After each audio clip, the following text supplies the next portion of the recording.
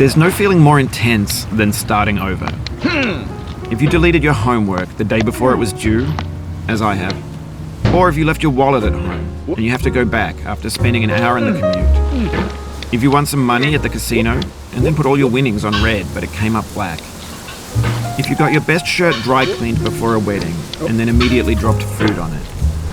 If you won an argument with a friend and then later discovered that they just returned to their original view. Starting over is harder than starting up. If you're not ready for that, like if you've already had a bad day, then what you're about to go through might be too much. Feel free to go away and come back. I'll be here. Alright, thanks for coming with me on this trip.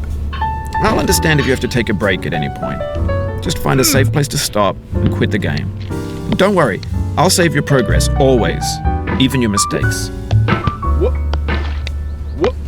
This game is a homage to a free game that came out in 2002, titled Sexy Hiking. The author of that game was Jazuo, a mysterious Czech designer who was known at the time as the father of B games. And B games are rough assemblages of found objects.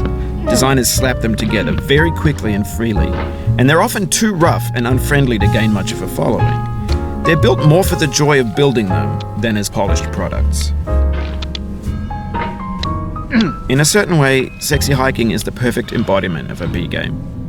It's built almost entirely out of found and recycled parts, and it's one of the most unusual and unfriendly games of its time. In it, your task is simply to drag yourself up a mountain with a hammer. And that act of climbing, in the digital world or in real life, has certain essential properties that give the game its flavor. No amount of forward progress is guaranteed. Some cliffs are too sheer or too slippery. And the player is constantly, unremittingly in danger of falling and losing everything. Anyway, when you start Sexy Hiking, you're standing next to this dead tree that blocks the way to the entire rest of the game. It might take you an hour to get over that tree, and a lot of people never got past it. You prod and you poke at it, exploring the limits of your reach and your strength, trying to find a way up and over. And there's a sense of truth in that lack of compromise. Most obstacles in video game worlds are fake. You can be completely confident in your ability to get through them once you have the correct method or the correct equipment or just by spending enough time. In that sense, every pixelated obstacle in Sexy Hiking is real. The obstacles in Sexy Hiking are unyielding, and that makes the game uniquely frustrating. But I'm not sure Jazuo intended to make a frustrating game. The frustration is just essential to the act of climbing, and it's authentic to the process of building a game about climbing. A funny thing happened to me as I was building this mountain. I'd have an idea for a new obstacle, and I'd build it, test it, and it would usually turn out to be unreasonably hard. But I couldn't bring myself to make it easier.